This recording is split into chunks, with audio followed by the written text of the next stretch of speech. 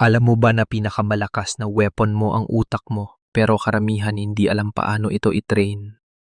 Ikaw, alam mo ba? Una, punuin mo ng tamang info.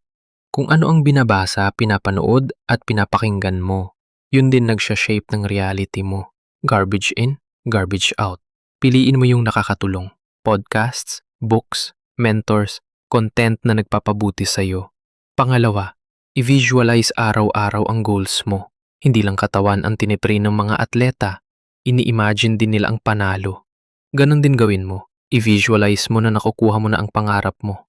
Hindi alam ng utak mo kung alin ang imagined o totoong success. Pangatlo, hamunin ang comfort zone. Lahat ng ginagawa mong uncomfortable. Magsalita sa harap ng tao, mag-take ng risk, matuto ng bagong skill, nagbubuild ng bagong neural connections. Doon lang nangyayari ang growth. Pang-apat, positive self-talk. Naniniwala ang utak mo sa madalas mong sinasabi. Kapag hindi ko kaya, palagi hihinto ka talaga.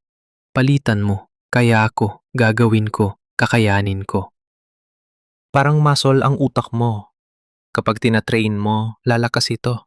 Alin sa apat ang sisimulan mo today? Subscribe ka na sa Mind Power PH para tuloy-tuloy kang lumakas at umasenso.